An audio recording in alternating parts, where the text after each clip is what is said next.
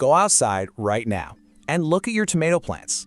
If they're pale instead of deep green, if the leaves curl slightly at the edges, if the stems are thin where they should be thick, if the flowers are dropping before they set fruit, your plants aren't sick, they aren't unlucky. They're asking you for something specific, something they haven't been getting. And the thing they're asking for costs almost nothing. It's probably sitting in your kitchen right now. I want to show you a recipe today, a homemade mix that experienced gardeners have been using for generations. It produces tomato plants so vigorous, so dark green, so loaded with fruit, that neighbors stop and ask what fertilizer was used. And when they hear the answer, they don't believe it. But before I give you the recipe, I need to tell you something. This changes the way you'll think about tomato feeding forever. Because if you don't understand this one thing, you can pour the best ingredients in the world onto your plants, and you'll still wonder why the results disappoint. I want to mention the final ingredient in this mix before we begin, because it's the one that surprises people most. It's something almost every household throws away without a second thought. It costs nothing, and it does something for struggling tomato plants that no commercial product I've ever tested manages to replicate at the same speed. I'll tell you exactly what it is and exactly why it works at the end. Stay with me. Here's the thing most gardeners have backwards. When a tomato plant looks hungry, pale, slow, struggling, the instinct is to feed the plant. Pour something onto the roots. Give it a dose of whatever's in the bag. And sometimes the plant responds, briefly. Then it slides back into the same pale, struggling state a few weeks later. This is because the plant isn't the problem, the soil is. Beneath every thriving tomato plant, there's a living ecosystem, billions of bacteria, fungi, protozoa, and other microorganisms. Most gardeners never think about them. They can't see them. These organisms aren't passengers. They're the entire feeding system of the plant. They break down organic matter. They release nutrients in a form roots can actually absorb. They produce compounds that protect roots from disease. They build the soil structure that holds moisture and air in exactly the right balance. Without them, plant roots sit in soil full of nutrients they can't access, like a person locked outside a fully stocked house. When you buy a bag of synthetic plant food and pour it on your tomatoes, here's what actually happens. The plant gulps the available nitrogen. It puts on fast, soft, leafy growth that looks impressive for a few weeks. But the synthetic fertilizer bypasses the soil biology entirely. It doesn't feed the ecosystem. Over seasons of use, it actually suppresses it. The soil gets progressively more dependent, less alive, less capable of feeding your plants on its own, and so you need more product next season and the season after that. The homemade mix I'm about to give you works on a completely different principle. It doesn't feed the plant directly. It feeds the soil biology. It wakes up what's already there. It gives it the energy to do what it was made to do. Release the nutrients already sitting in your soil. Protect your roots. Build the structure that makes your tomato plants do what they're supposed to do. Once you see the difference this makes, you won't garden the old way again. The mix makes 1 gallon. This is enough for 4 to 6 established tomato plants. You need 5 things. The first is liquid seaweed extract, 2 tablespoons. This is the foundation of the entire mix. I want to tell you why. It's doing something no other ingredient on this list does. Seaweed extract contains natural plant hormones, specifically cytokinins and auxins. These regulate how tomato plants respond to stress. Cytokinins directly delay blossom drop. This is what takes flowers off your plant before they ever set fruit. They signal the plant that conditions are adequate for reproduction, even when heat or inconsistent watering is pushing the plant toward flower abortion. This is why you'll notice a change within 1 to 2 weeks of regular seaweed application. Flowers stop falling, they start holding. It also contains alginic acid. When it reaches the soil, it improves its water retention capacity at a microscopic structural level. Soil fed regularly with seaweed extract holds moisture measurably longer between waterings. Seaweed extract is available from most garden centers or online. Use any brand of liquid concentrate, 2 tablespoons per gallon, every 2 weeks through the growing season. The second ingredient is Epsom salts, 1 tablespoon. Magnesium is the central atom of every chlorophyll molecule in every leaf on your tomato plant. Without adequate magnesium, the plant can't produce the deep green color that signals peak photosynthetic activity. The pale, slightly yellowish green of a struggling tomato plant is almost always, at least in part, magnesium deficiency. The plant is producing less chlorophyll than it should, which means it's producing less energy than it needs for vigorous growth and fruit development. In freely draining soil, in containers, and in soils that have been heavily watered through the season, magnesium leaches out. It happens faster than most gardeners realize. A tablespoon of Epsom salts dissolved in warm water before adding it to the mix delivers magnesium. It delivers it in a form the roots absorb within hours, unlike slow-release granular amendments.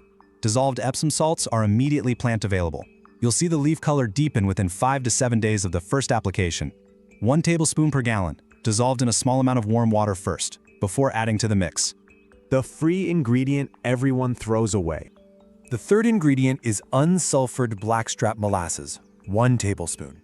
Here's where the mix crosses from plant feeding into soil feeding, and here's why that distinction matters. Blackstrap molasses is a carbon source. Specifically, it's a rapidly available carbon that soil bacteria consume with measurable efficiency.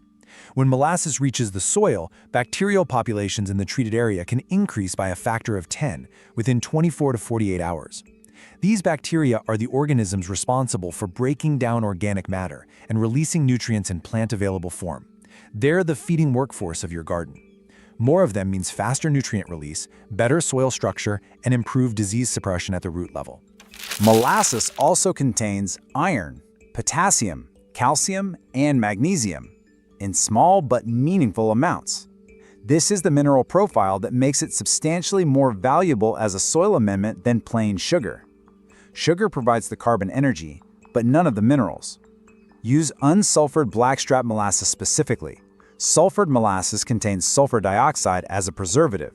Sulfur dioxide is antimicrobial. That's the opposite of what we're trying to achieve. Unsulfured blackstrap is widely available at health food stores and online, 1 tablespoon per gallon. The fourth ingredient is apple cider vinegar, raw and unfiltered with the mother. 1 teaspoon only, not more. Raw apple cider vinegar with the mother contains live cultures, Acidobacter bacteria. The acidic environment they create is specifically valuable for tomato plants for 2 reasons. First, tomatoes prefer a slightly acidic soil pH, between 6 and 6.5. In many American gardens, particularly in the Midwest and East where soils tend alkaline, the pH of the soil around tomato plants drifts higher over time. This locks out phosphorus, iron, and manganese, nutrients that are present in the soil but inaccessible to roots because the pH is wrong. The mild acidification from apple cider vinegar in the irrigation water, used consistently over time, helps maintain the pH range in which these nutrients remain available. Second, the live bacteria in raw apple cider vinegar contribute directly to the soil ecosystem.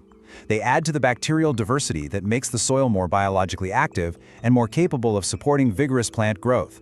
1 teaspoon per gallon. Exactly 1 teaspoon. More than this shifts the pH too far in the acidic direction. It begins to damage the soil biology you're trying to build. This is the ingredient where more is definitively not better. And now, the fifth ingredient. The one I mentioned at the beginning. The one almost every household throws away. The one experienced gardeners rely on. That ingredient is the cooled water from boiling or steaming vegetables. When vegetables are cooked in water, they release a significant proportion of their mineral content directly into the cooking liquid. Potassium, phosphorus, calcium, magnesium, iron, zinc, all the minerals that make vegetables nutritious are water-soluble.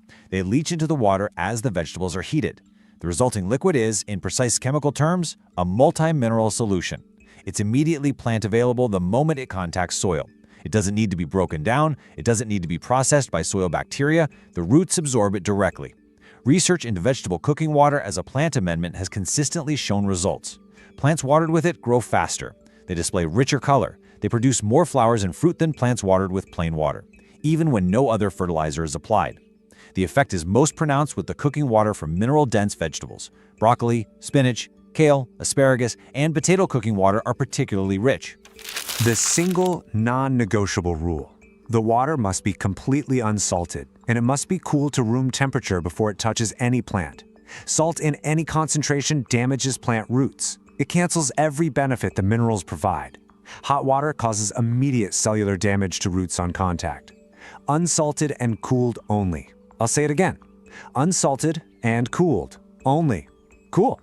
Unsalted vegetable cooking water added to this mix is free. It's inexhaustible, and it's genuinely one of the most mineral-complete additions available to any home gardener. Use half a cup per gallon of mix. Start saving it from today. Keep a jar beside the stove. Every time vegetables are boiled or steamed without salt, the water goes into the jar, and the jar feeds your tomatoes. Now the preparation. It's simple. It takes 3 minutes. Take 1 gallon of water. If your tap water is heavily chlorinated, let it sit in an open container overnight before making the mix. Chlorine dissipates in open air. What remains is water that won't suppress the soil biology you're building. Rainwater is better still if you'd have access to it. Add the 2 tablespoons of liquid seaweed extract. Stir. Dissolve the tablespoon of Epsom salts in a small cup of warm water separately. Add it to the gallon. Stir. Add 1 tablespoon of unsulfured blackstrap molasses. Stir. It takes a moment in cool water. Warming a small amount first helps it dissolve cleanly. Add 1 teaspoon of raw, unfiltered apple cider vinegar. Stir. Add half a cup of cooled, unsalted vegetable cooking water if you have it. If you don't have it this week, the other 4 ingredients are sufficient. You add it when you have it. The mix is made. It doesn't store well once combined. The molasses begins to ferment, the seaweed breaks down. Make it fresh each time. Use it within 24 hours and discard any that remains. The application matters as much as the ingredients. Don't pour this mix onto dry soil directly at the stem. Water your tomato plants with plain water first, just enough to dampen the soil through the root zone. Then pour the mix slowly in a ring around each plant, roughly 20 to 30 centimeters out from the stem. This is where the feeding roots are. This is where the active root tips are absorbing nutrients. Pouring at the stem base delivers the mix to the woody crown tissue rather than the feeding roots. That wastes most of it. For a seedling or young transplant just established, a small splash, perhaps a 1/4 cup per plant, once a week. For an established plant in a container, half a cup to a full cup, once a week. For a full-grown plant in the ground with an established root system, up to 2 cups, once a week during active growth. Reduce during fruit ripening. Continue watering normally between applications. This is a tonic, not a replacement for regular irrigation. What you'll see over the following weeks, if you apply this consistently, happens in a reliable sequence. In the first week, the leaf color deepens. The pale or yellowish green shifts toward a richer, darker, more saturated green. The magnesium and mineral content reaches the chlorophyll-producing cells. This is visible. It's the first confirmation the mix is working. In the second and third weeks, stem thickness increases noticeably. New growth is more robust and more upright than what the plant was producing before. The inner nodes, the gaps between leaf junctions on the stem, become shorter and more compact. This means the plant is putting energy into structural growth rather than stretching toward light. In the third and fourth weeks, the flower hold improves. Flowers that would previously have dropped begin to stay on the stem, long enough to be pollinated and set fruit. Small green tomatoes appear where before there were only dropped buds. The soil itself, fed with molasses and seaweed over several weeks, becomes visibly more friable and darker. Earthworm activity increases in treated areas. Earthworms are drawn to the improved microbial environment. Their presence is one of the most reliable indicators of a genuinely improving soil ecosystem. And by the time the first fruit is sizing up, the plant will look different from any conventionally fed tomato you've grown before. Darker, thicker, more structured, with a canopy that supports steady growth rather than one that exists simply because the plant was kept alive.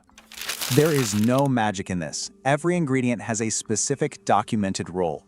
The seaweed for stress hormones and soil structure, the Epsom salts for chlorophyll and immediate photosynthetic improvement, the molasses for soil biology and minerals, the apple cider vinegar for pH maintenance and microbial contribution, the vegetable water for a complete free mineral supplement, a supplement that most gardeners pour down the drain daily without realizing what they're throwing away. There is nothing in this mix that the industry profits from you using. These are ingredients you already own or can find for almost nothing. A full season supply of this tonic costs a fraction of a single bag of commercial tomato fertilizer. And unlike commercial fertilizer, it improves the soil with each application rather than depleting it. The tomato plant in your garden is capable of remarkable growth. It just needs the soil beneath it to wake up and do its job. If this explainer helped you, please give it a like. It genuinely helps this channel reach more gardeners who are ready to stop buying what they already have at home. Subscribe so you never miss what's coming next. Ask yourself, are you still trying to feed the plant, or are you finally ready to feed the soil? Leave a comment below telling me which state you're gardening in and what your tomatoes look like right now.